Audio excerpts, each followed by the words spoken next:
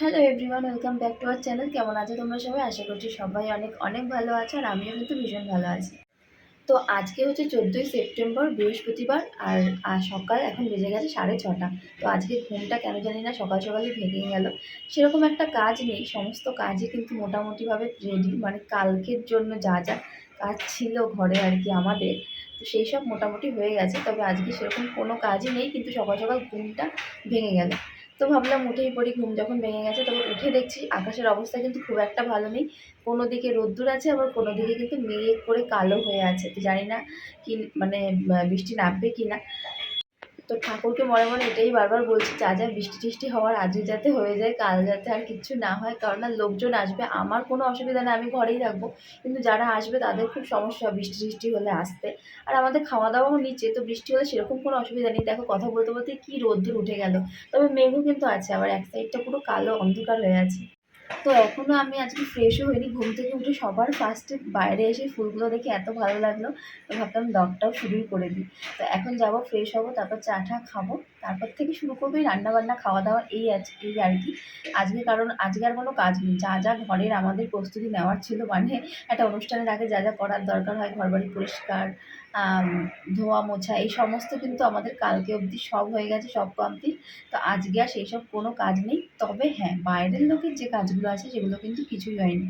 মানে ধরুন লাইট লাগানো, তারপর চেয়ার টেবিল আনা, তো এইসব কিছুই হয়নি। এগুলো আজকে সব হবে রাত্রিবেলা, সবই আসবে আজকে সন্ধ্যের পর হয়তো। তো যাই হোক, আমাদের তো কাজ মিটে গেছে। তবে আজকে হচ্ছে অমাবস্যা, সকাল 4:30টার সময় মনে হয় লেগে গেছে, আর কালকে 6:30টায় ছাড়বে। আজকে এই জন্য আমি কোথাও বেরোতে পারবো না, বাড়িতেই থাকতে হবে। তো এই জন্য সমস্ত যা যা বাইরের থেকেও কেনাকাটা ছিল সেগুলো কালকের মধ্যে সব করে ফেলেছি। আজকে আর কিচ্ছু কাজ নেই। তো চলো, এখন আর বেশি কথা বলবো না, আস্তে আস্তে দিনটাকে শুরু করি, ফ্রেশ হয়ে খাওয়া দাওয়া করি। কারণ এখন ঘুম থেকে উঠলেই ভীষণ খিদে পেয়ে যায়, আর বেশিক্ষণ থাকতে পারি না। তো চলো এখন দিনটাকে শুরু করি। সাধারণত ঘুম থেকে উঠে সবার আগে আমি ভেজানো বাদাম কিশমিশ এগুলোই খাই।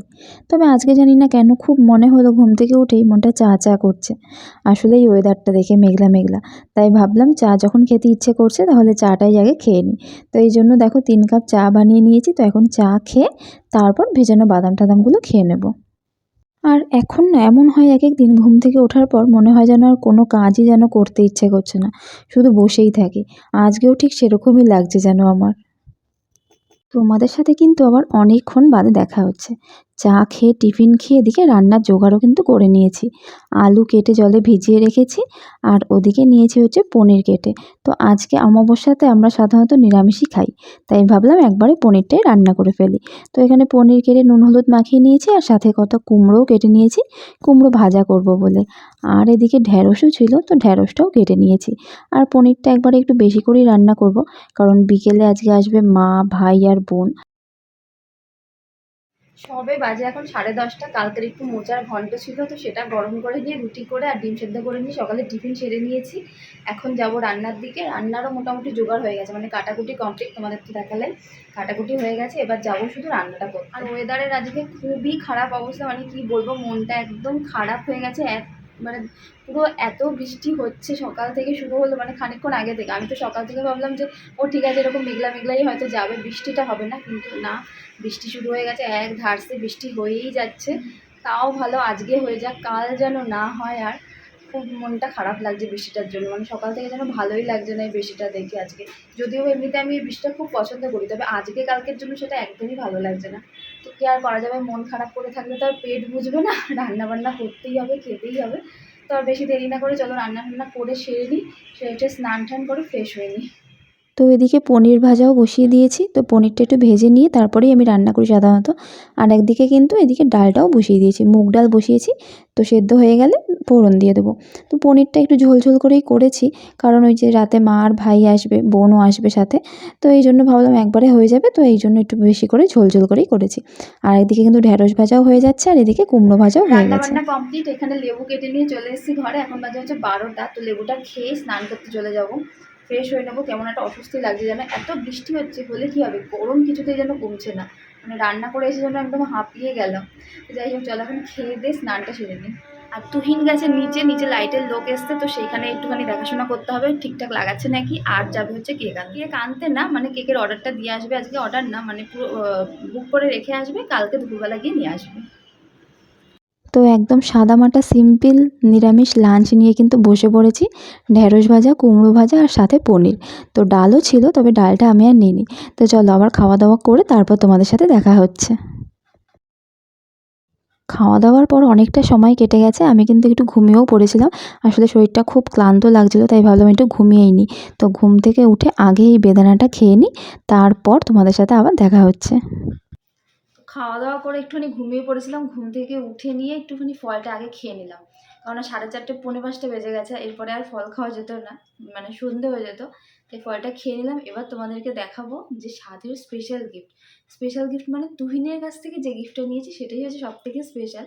তো সেই গিফটটাই দেখাবো আজকে। তো ওর গিফটটা দেখানোর আগে সাধের শাড়িটা আগে দেখিয়ে নিই, যেটা আমি কালকে পরবো। তো আমার সাধে মানে 7 মাসের সাধের জন্য দুখানা শাড়ি হয়েছে। ফার্স্টে একটা আমি কিনেছিলাম বলতে ওটা মা টাকা দিয়েছিল, মায়ের টাকা দিয়ে আমি কিনেছিলাম। তো কোনো কারণে ওটা ক্যান্সেল হয়ে গেছে, ওটা পরা হচ্ছে না। তারপরে আবার একটা সেটা পিসি দিয়েছে। তো দুটোই দেখাচ্ছি, আগে মায়েরটাই দেখাই, যেটা মা টাকা দিয়েছিল। মা টাকা দিয়ে দিয়েছিল আমাকে সাথে শাড়ি কেনার জন্য, মানে আমাদের এই বাড়ির নিয়ম হচ্ছে 7 মাসের সাথে শাড়িটা, মানে যে শাড়ি সায়া ব্লাউজ পরে খাবো তো সেগুলো মাই দেয়, বাপের বাড়ির থেকে দেয়। তো সেই হিসাবে মা টাকা দিয়ে দিয়েছিল আমি কিনবো সেই হিসাবেই। তো আমি কিনেছি নিজে পছন্দ করেই এই শাড়িটা। তবে এই শাড়িটা কেনার পর সবাই আমাকে বলেছে যে এই শাড়িটা পরে সাত খাওয়া যাবে না, কারণ হচ্ছে আমাদের এই বাড়ির নিয়ম যে লাল থাকতে হবে, মানে লাল ছাড়া শাড়ি পরে স্বাদ হয় না। তো তাই জন্য এই শাড়িটা ক্যান্সেল হয়ে গেল, মানে সাধে পরতে পারবো না, সে পরে পরবো, কোনো ব্যাপার না। তো এইটা ছিল প্রথম শাড়ি আমার সাধের। আর এবার যেটা দিয়েছে সেটা হচ্ছে পিসি দিয়েছে। তো এই শাড়িটা পরেই আমি খাবো। আর এটাও লাল নয়, তবে লালের মতনই অনেকটা একই ধরনের, অনেকটা একই ধরনের। ওটা একটু ছোট ছোট বুটি, এটা একটু বড় বড় বুটি। এটাও বেশ সুন্দর। তো এই হচ্ছে এই শাড়িটা। তো এই শাড়িটা পরে হচ্ছে আমি সাধে কালকে খাবো। এবার দেখাচ্ছি তুহিন কি দিয়েছে।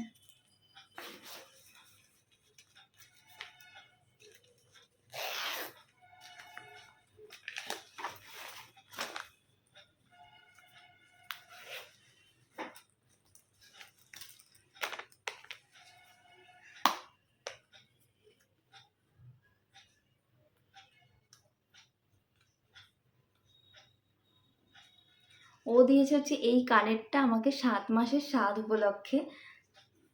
ও আর শাড়ি শাড়ি কিছু দেয়নি আমাকে, যদিও বা আমি আর সেরকমভাবে চাইও নি। ভাবলাম এই মা দিয়েছে, পিসি দিয়েছে, আর কী বা করবো এক গাদা শাড়ি দিয়ে, তাই জন্য আমি আর শাড়ি নিয়েও নি ওর থেকে।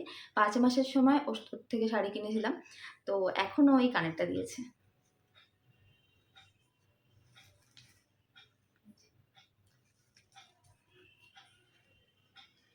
তো কানেরটা কেমন হয়েছে অবশ্যই কিন্তু জানাবে কমেন্ট করে। আমার তো খুব পছন্দ হয়েছে, আমি এরকমই চেয়েছিলাম। আমার কাছে ঝুল কানের আছে অনেক। অনেক বলতে কি, দুটো ঝুলের কানের আছে, একটা বিয়ে তারপর আরেকটা পরে বানানো হয়েছে। এমনি ছোট ছোট, একদম ছোট ছোট কানেরও অনেকগুলো আছে, বিয়েতে পেয়েছি গিফট হিসেবে যেগুলো সেগুলো। তবে একটু বড় সাইজের কানের নেই, যেগুলো মানে নর্মাল শাড়ি ঠাড়ির সাথে ঘরোয়া অনুষ্ঠানে পরতে পারবো এরকম। তো এই জন্য এরকম একটা ইচ্ছে ছিল, যাতে ঝুলও থাকবে না কিন্তু কানের সাথে লেগে থাকবে, একটু বড়ও হবে। তো সেই হিসাব করেই এটা পছন্দ করে কিনেছি। এটা অনেক দিন আগেই কেনা হয়েছে, অনেক দিন হয়ে গেছে, মানে এটা ওই 5 মাসের সময় তার আগে কেনা হয়ে গেছিলো। তবে ওই সময় পরিনি, আর এর মধ্যেও আর পরিনি। পরে দেখেছি ঘরে, তবে এমনি ইউজ করিনি আর কি। তো কালকেও এটা হয়তো পরা হবে না, কারণ কালকে আর এই কানেরটা পরবো না, কালকে মানে বড় কানেরই কিছু একটা পরবো। তো যাই হোক, কেমন হয়েছে জানিও। তো 5টা বেজে গেছে, মায়েদেরকে ফোন করলাম, ওরা এই জাস্ট বেরোলো। ওই 6টা না, 6:30 7টা বেজে যাবে হয়তো ওদের আসতে আসতে। আর আমি তো এখন ঘুম থেকে উঠেই পড়েছি, আর এখন আপাতত আর সেরকম কোনো কাজ নেই। পরে মায়েরা আসলে রাত্রিবেলা কাজ আছে একটুখানি, রুটি ফুটি করতে হবে, সেগুলো আলাদা ব্যাপার।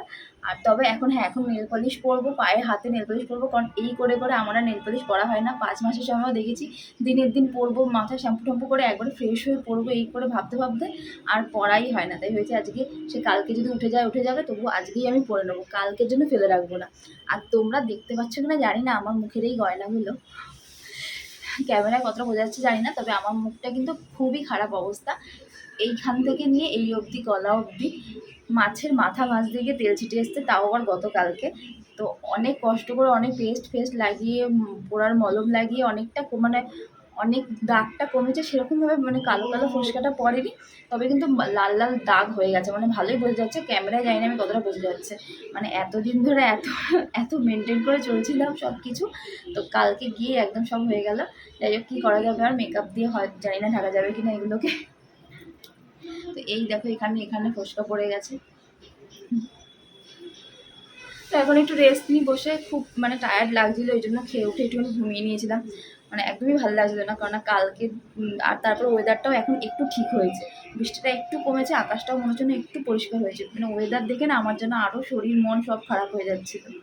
তো চলো এখন একটুখানি রেস্ট নিই বসে। তো এই সব কিছুর মধ্যে যেন আরও একটা ঝামেলা এসে ঘাড়ের ওপর পড়লো।